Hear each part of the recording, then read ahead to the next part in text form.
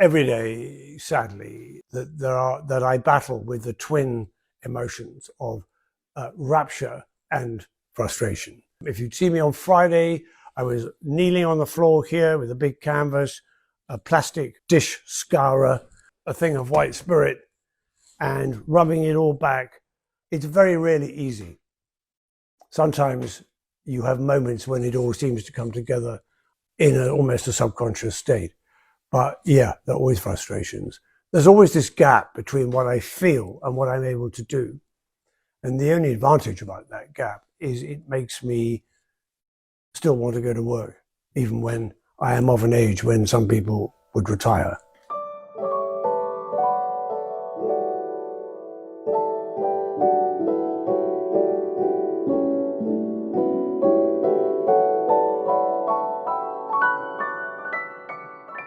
I'm Hugo Grenville. I've been painting for about 35 years, full-time, 5 days a week. And my objective is to try and find a language which allows me to express what I feel in paint and with colour. I always painted. Art was my thing at school. The question, and we've been talking about it just now, is how you support yourself when you set out. And I first of all worked in advertising. Then I started a business which commissioned art for offices and commercial institutions like hotels. And that prospered until the stock market crash of 1989. And then we got into financial difficulty. But the advantage about getting into financial difficulty was that I had to sell the business, and it left me with just enough money to live for 2 years. And so I decided to book a space in London where I could have a show at the end of that 2 years. And I worked flat out and had a show, and I sold enough work to allow me to keep going. It's very hard to express in words what drives me to paint. I don't think I really know why I have become a kind of a champion of visual domesticity. I have always liked homemaking. I've liked the spaces. I've nurtured the spaces that I've lived in.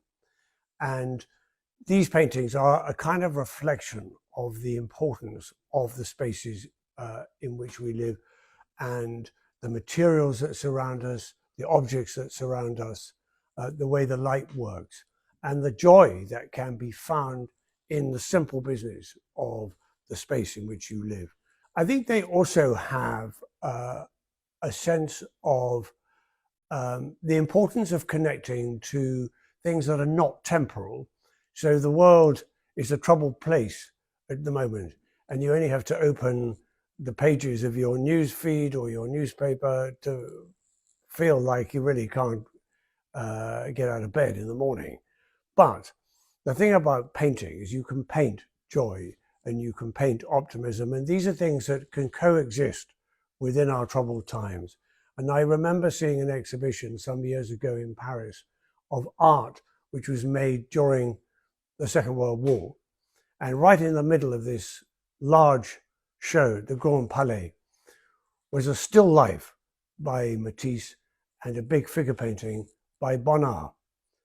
And these paintings were made in 1944 in Nice, where the artist lived, while Nazi jackboots were strutting down the Promenade des Anglais.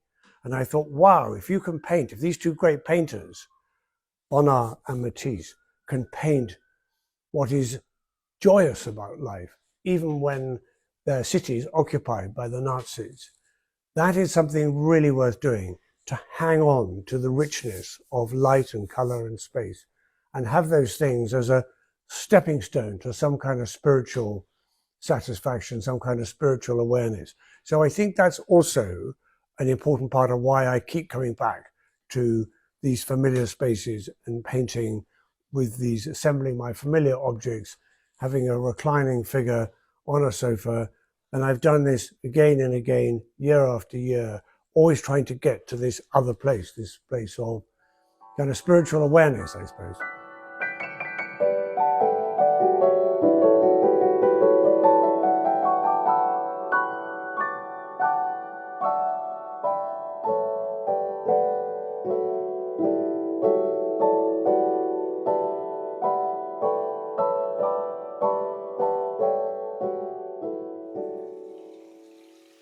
my instincts, I suppose, my feelings. I mean, the thing that really interests me is colour. And all my life, really, all my painting life, I have been pursuing colour as a way of expressing emotion. And that quest seems almost impossible to achieve. I never actually get to the place where I feel I want to get to, so I have to make another painting and move myself forward. It's a perennial challenge, it'll never end.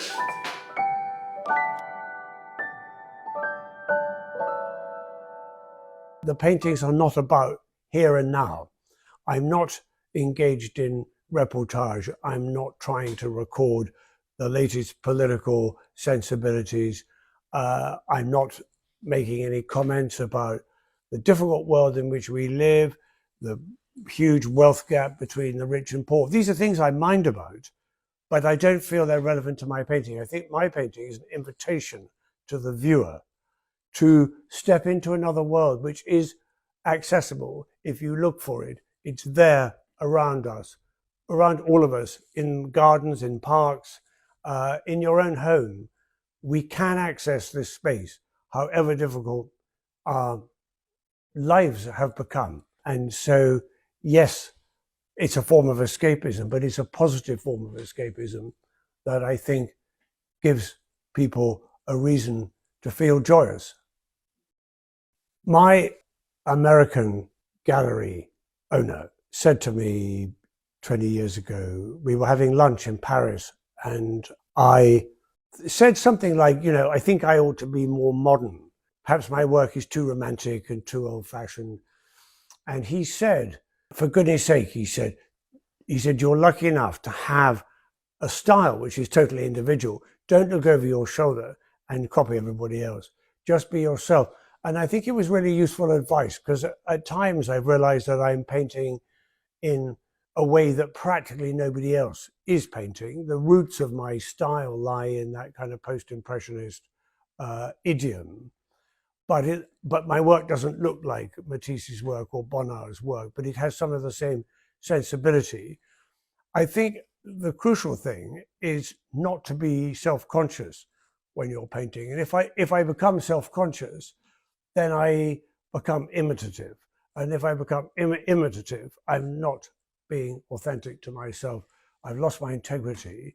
So I've taught myself to try and be utterly oblivious to everything else that's going on in the art world and just paint. And I've ended up with an identifiable language of paint, but it has come relatively naturally simply by doing it and doing it and doing it. Yeah, I have to resist that pressure.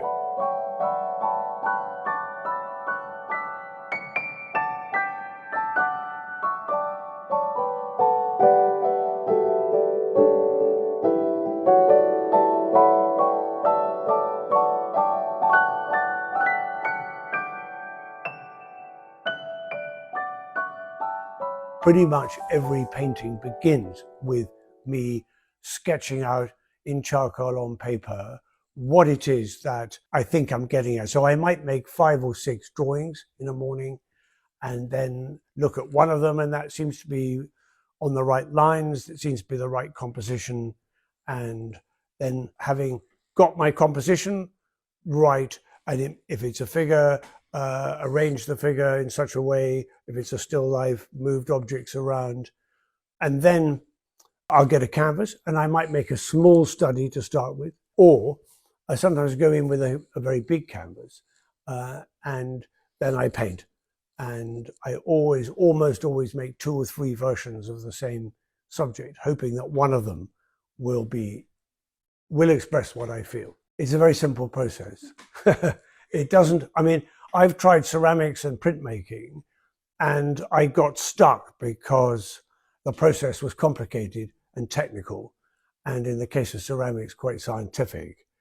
And I found all of that really inhibiting, because I need to be able to express what I'm feeling immediately, and you can't do that in ceramics. You have to build it up slowly. And I was making these big cylinders and then decorating them with figures, but the cylinders would rise to about 18 inches. Then I'd go away and have lunch, and the cylinder would be lying flat on the table, having collapsed. So that's what I love about painting. You have a feeling, you mix a color, and you stick it on the flat surface of the canvas. And if the paint adheres to the canvas, job done. Then you make another brush mark.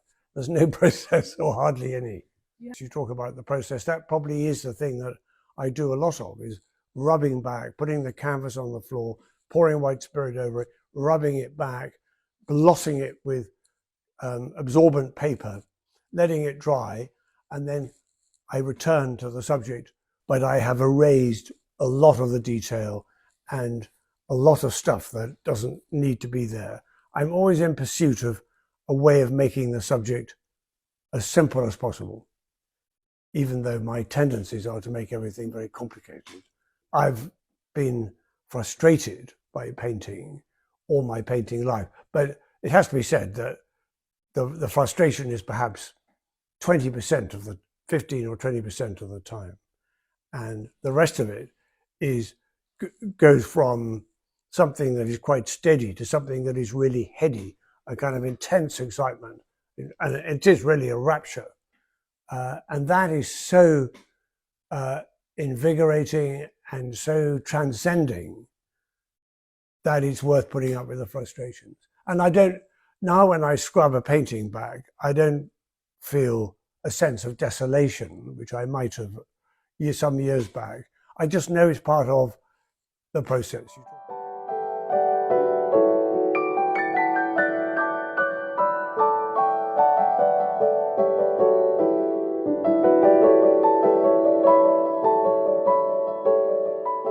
So quite often I work from the charcoal studies because they have a kind of immediacy that is hard to replicate if you're painting from life.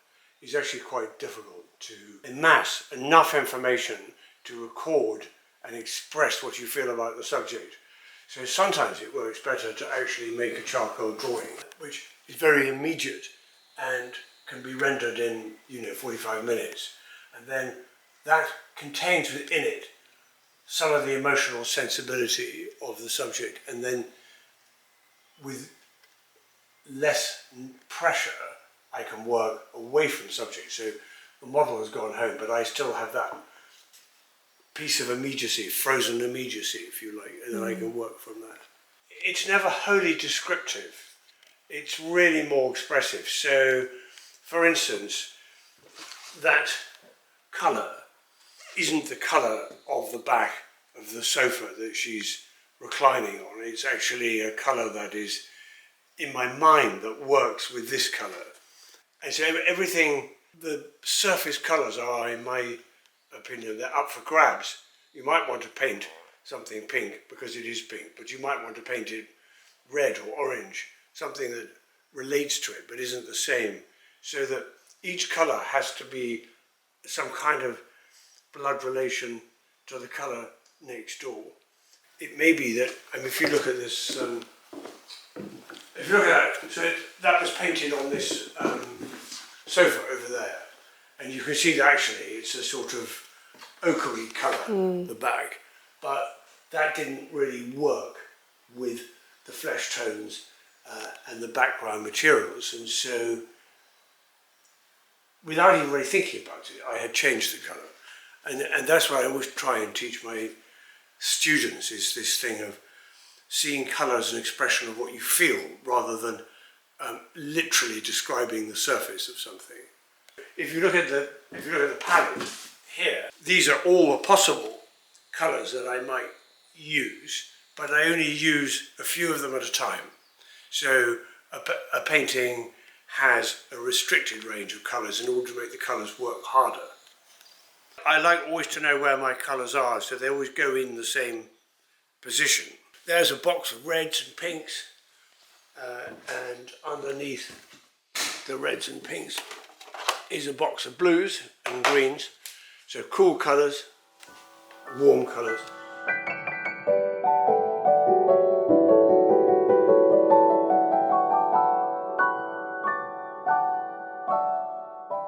I think my instinct is, or my tendency, is probably to work on one painting and finish it. But I know that doesn't work. So actually, I'm probably always working on 4 or 5 paintings, and I will work for a morning on a painting, put it aside, go back to another canvas, and I'll keep working until it's finished. But what I have learned is that I need to let each layer dry before applying another layer. Otherwise, if you make a mistake and you try to erase it, you end up by erasing the whole canvas if the surface of the paint is still wet. Because I think I have the sort of mind that is daunted by chaos and anarchy. And I think because I have lived as a painter from the age of 30, and I have had no other income except the income I have derived from selling paintings, there's this sense of anarchy beside me in my life. I have nobody pays my salary, there's no job security. In tough times, nobody buys pictures. So it's incredibly insecure. And thus, I'm a creature of strict routine. In order to deal with that insecurity, I am, I get up at the same time, I eat the same food for breakfast, I have the same routine, and I just keep going.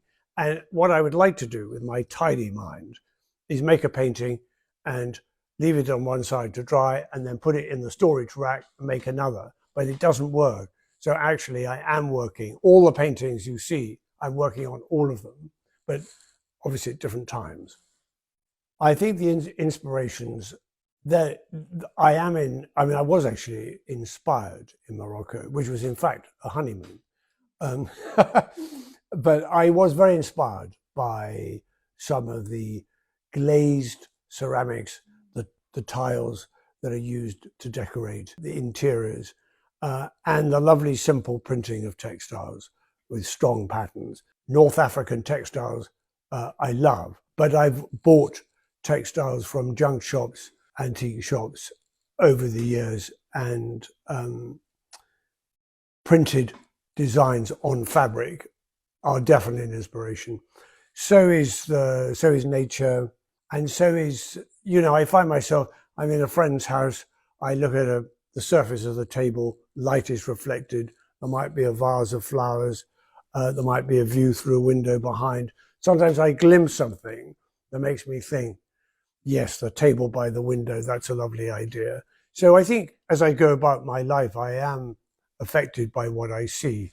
Essentially, though, it all boils down to the reassembling of textiles, like in the corner of the room there, the reassembling of space. And this bit of the room, this bit of the studio that we are sitting in gets rearranged and moved around all the time in my bid to create a sense of an interior, which of course is not a real interior because I don't live here, but it is rooted in the idea of the domestic subject.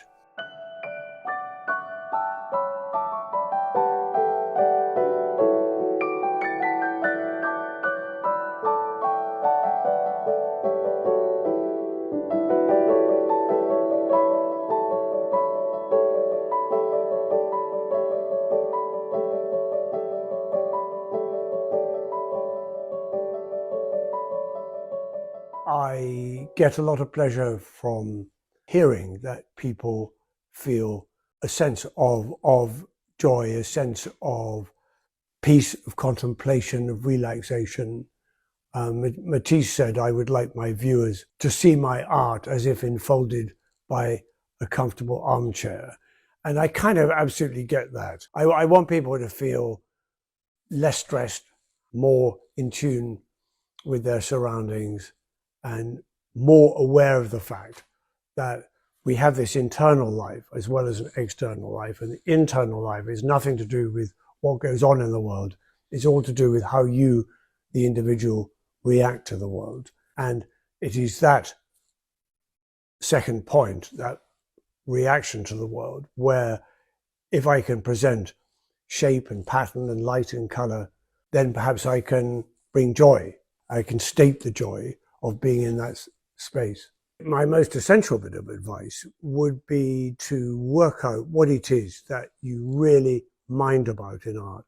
Go to galleries, go to museums, go to shows, see what people are doing, see what people have done and what moves you, and try and keep that picture of what moves you in your mind and be loyal to that picture and serve the requirements of that picture in your mind. And I know it's really tough when you set out, and probably the sensible course to take is finding a job that you can do, that you enjoy if possible, but a part-time job, so that you can earn your money separately from your art, to allow your art to grow and breathe. And work, you have to have sort of two parallel lives, maybe a 3-day working week and 3 days of making art, until, I'm sure this will happen in time, people become aware of the body of work that you're making, and you get bigger galleries interested, and therein lies the possibility of earning a living from your art. My pleasure.